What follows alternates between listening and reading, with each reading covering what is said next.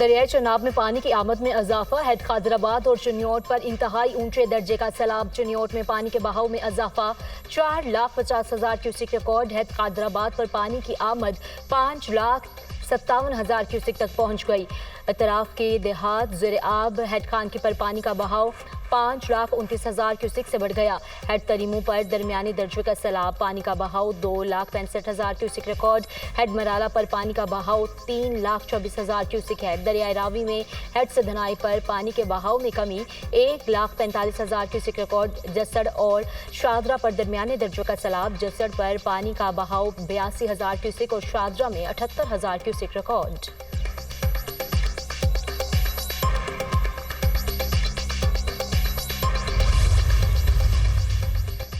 گجرات میں 506 ملی میٹر کی ریکارڈ بارش نے شہر کو ڈبو دیا۔ سڑکیں ندی نالوں کا منظر پیش کرنے لگی۔ بارشی پانی گھروں اور دکانوں میں داخل، قیمتی سامان تباہ۔ سنگین صورتحال پر تمام سرکاری اور نجی تعلیمی ادارے۔ ظفروال اور گرد و نواح میں موسلادھار بارش، گلیاں تالاب کا منظر پیش کرنے لگی۔ پنجاب میں 5 ستمبر تک شدید بارشوں کی پیش گوئی، سیلابی صورتحال میں شدت کا امکان۔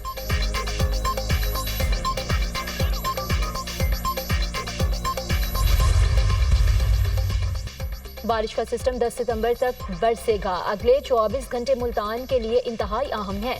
کل چناب میں 6.25 لاکھ کیوسک پانی دوبارہ آیا۔ بہت زیادہ بارشوں کی وجہ سے ریسکیو اور انخلا کے عمل میں مشکلات ہیں۔ D G P D M اے عرفان علی کاٹھیا کی گفتگو۔ کہا، تینوں دریاؤں پر سیلابی صورتحال سے 13 لاکھ ایکڑ زرعی رقبہ زیر آب ہے۔ پنجاب کے 4,000 دیہات سیلاب سے متاثر ہو چکے ہیں۔ 6 اور 7 ستمبر کے درمیان شب 9 لاکھ کیوسک کے قریب پانی گڈو بیراج پر داخل ہوگا۔ دریائے چناب بکھر گیا۔ ملتان کی بستی گریوالا میں پانی کی سطح میں مسلسل اضافہ، لاکھوں ایکڑ رقبے پر کھڑی فصلیں زیر آب۔ شورکوٹ کے مقام پر دریائے چناب میں درمیانے درجے کا سیلاب۔ سلطان باہو پل سے 2,60,000 کیوسک کا ریلا گزر رہا ہے۔ درخانہ کے مقام پر ریلوے پل سے سیلابی پانی ٹکرانے سے شورکوٹ خانیوال ریلوے سیکشن دوسرے روز بھی بند۔ پنڈی بھٹیا میں ہائی فلڈ الرٹ جاری، 5,57,000 کا ریلا گزر رہا ہے۔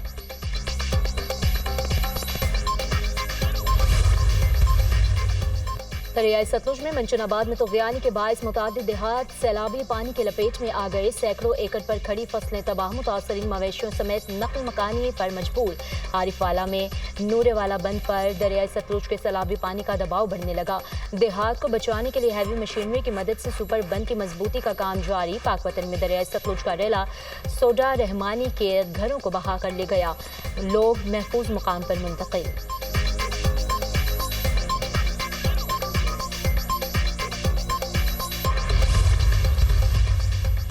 وزیر اعلیٰ پنجاب مریم نواز کا ملتان کے سیلاب متاثرہ علاقوں کا دورہ، حکام کی ریسکیو اور امدادی سرگرمیوں سے متعلق بریفنگ۔ مریم نواز کا امدادی اور ریلیف سرگرمیوں پر اطمینان کا اظہار۔ مریم نواز کا ہیڈ محمد والا بریچ پوائنٹ کا دورہ۔ ملتان شہر کو بچانے پر ارکان پارلیمنٹ کا وزیر اعلیٰ کو خراج تحسین۔ مریم نواز نے سیلاب کی صورتحال کا جائزہ لیا۔ وزیر اعلیٰ کی ملتان میں ریلیف کیمپ آمد، انتظامات دیکھے، پینے کے صاف پانی اور بچوں کے لیے دودھ کے انتظامات کا جائزہ لیا۔ وزیر اعلیٰ سیلاب متاثرہ بچوں اور خواتین میں گھل مل گئیں۔ سیلاب متاثرہ خواتین سے مسائل دریافت کیے۔ مریم نواز نے خواتین کو ملبوسات اور دیگر تحائف پیش کیے۔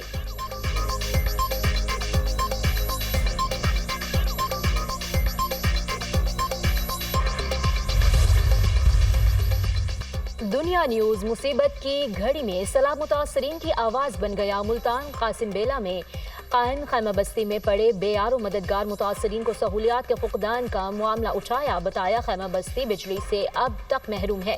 متاثرین کو غذا کی قلت کا بھی سامنا ہے۔ خواتین، بزرگ اور بچوں کو شدید مشکلات کا سامنا ہے۔ خواتین واش روم کی سہولت دستیاب نہ ہونے کے باعث اذیت سے دوچار ہیں۔ خیمے اتنے چھوٹے ہیں کہ اس میں دوسری چارپائی نہیں آ سکتی۔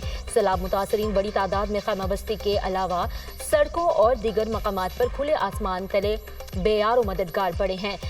سہولیات کے فقدان کے باعث بہت سے متاثرین خیمہ بستی چھوڑ کے جا چکے۔ دنیا نیوز نے متاثرین کی مشکلات دکھائیں تو ضلعی انتظامیہ حرکت میں آئی۔ کمشنر ملتان عامر کریم اپنی ٹیم کے ہمراہ خیمہ بستی پہنچے، جہاں متاثرین کو ہر طرح کی سہولیات فراہم کرنے کی یقین دہانی کرائی۔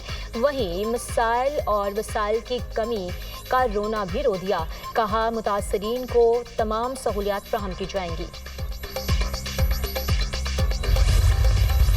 پاکستان اسٹاک مارکیٹ تاریخی بلندی پر 100 انڈیکس پہلی بار 1,53,000 کی سطح کو چھو گیا. انڈیکس میں 1,000 سے زائد پوائنٹس کا اضافہ ریکارڈ.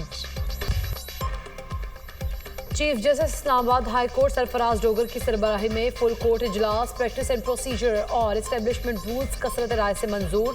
پریکٹس اینڈ پروسیجر اور اسٹیبلشمنٹ رولز کی 6 ججز نے حمایت کی، 5 نے مخالفت کی. چیف جسٹس سرفراز ڈوگر، جسٹس ارباب محمد طاہر، جسٹس خادم حسین نے حق میں ووٹ دیا. جسٹس اعظم خان، جسٹس محمد آصف اور جسٹس انعام امین نے بھی حمایت کی.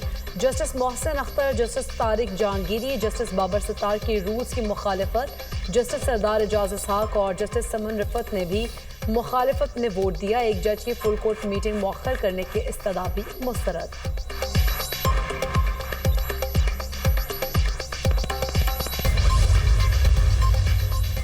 پاکستان سٹاک مارکیٹ تاریخی بلندی پر 100 انڈیکس پہلی بار 1,53,000 کی سطح کو چھو گیا. انڈیکس میں 800 سے زائد پوائنٹس کا اضافہ ریکارڈ. اسرائیل نے غزہ پر ظلم کی ہر حد پار کر دی. 100 فلسطینی شہید پناہ گزین کیمپس پر بمباری. غزہ میں شہداء کی مجموعی تعداد 63,746 ہو گئی. حماس جنگجوؤں کا شمالی غزہ میں اسرائیلی فوجی قافلے پر حملہ. کئی گاڑیاں اور ٹینک تباہ. متعدد اسرائیلی فوجی زخمی ہو گئے. بیلجیم کا فلسطین کو الگ ریاست تسلیم کرنے کا اعلان. اسرائیلی وزیر اعظم تلملا اٹھے. اپنے ایک بیان میں کہا کہ بیلجیم کے وزیر اعظم ایک کمزور رہنما ہیں جو اسرائیل کی قربانی دے کر حماس کو خوش کرنے کی کوشش کر رہے ہیں. اسرائیل اس پر راضی نہیں ہوگا اور اپنا دفاع جاری رکھے گا. فرانس کے فلسطین کو ریاست تسلیم کرنے کے اعلان کے بعد سے 10 سے زائد مغربی ممالک فلسطین کو ریاست تسلیم کرنے کا اعلان کر چکے ہیں. اسرائیل نے غزہ میں ننھے فلسطینیوں پر ظلم اور بربریت کی داستان رقم کر دی. اقوام متحدہ کی رپورٹ کے مطابق اسرائیلی بربریت سے 21,000 فلسطینی بچے معذور اور 40,500 بچے زخمی ہوئے. امریکی اسلامک ریلیشن کونسل کی غزہ میں اسرائیلی حملوں کی مذمت. ادارے کے مطابق اسرائیل جان بوجھ کر فلسطینی بچوں کو معذور کر رہا ہے.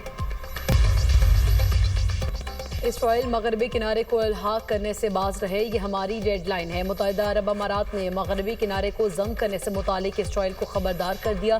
اسرائیل نے اگر قدم اٹھایا تو ابراہیم معاہدہ خطرے میں پڑ سکتا ہے. مغربی کنارے کا الحاق ابراہیم معاہدے کی روح کے خلاف ہے. متحدہ عرب امارات کی 2020 کی پالیسی آج بھی برقرار رہے. فرانسیسی صدر میکرون کا سعودی ولی عہد محمد بن سلمان سے ٹیلی فونک رابطہ. غزہ میں انسانی المیہ کے خاتمے کی کوششوں پر گفتگو. دونوں رہنماؤں نے مقبوضہ فلسطینی علاقوں کی صورتحال پر تشویش کا اظہار کیا. غزہ میں فوری جنگ بندی اور مشرق وسطیٰ میں قیام امن کی ضرورت پر زور. امریکی صدر ڈونلڈ ٹرمپ کا روس پر عدم اعتماد. صدر پیوٹن پر سخت تنقید. کہا پیوٹن بہت مہذب نظر آتے ہیں لیکن وہ خالی باتیں کرتے ہیں. میں پیوٹن پر بھروسہ نہیں کر رہا. روس اب بھی یوکرین جنگ ختم کرنے میں کوئی دلچسپی نہیں دکھا رہا. آئندہ چند دنوں میں پیوٹن سے رابطہ کروں گا. اگر ان مذاکرات میں پیش رفت نہ ہوئی تو روس پر ممکنہ پابندیاں عائد ہوں گی. اگر ہم پیوٹن کے فیصلے سے ناخوش ہوئے تو رد عمل دیکھنے کو ملے گا. روسی صدر ولادیمیر پوٹن یوکرینی صدر سے ملنے کے لیے تیار. صدر پوٹن نے کہا زیلنسکی سے ملاقات کے لیے تیار ہوں. اگر زیلنسکی ماسکو آنا چاہیں تو ملاقات ممکن ہے. یوکرین کی نیٹو میں شمولیت کے مخالف ہیں. یوکرین کے علاقوں پر قبضے کے لیے نہیں بلکہ وہاں کے عوام کے حقوق کے تحفظ کے لیے کوشاں ہیں. چین کا دورہ مثبت اور نتیجہ خیز رہا. چین کے ساتھ کیے گئے معاہدے دونوں ممالک کے مفاد میں ہیں.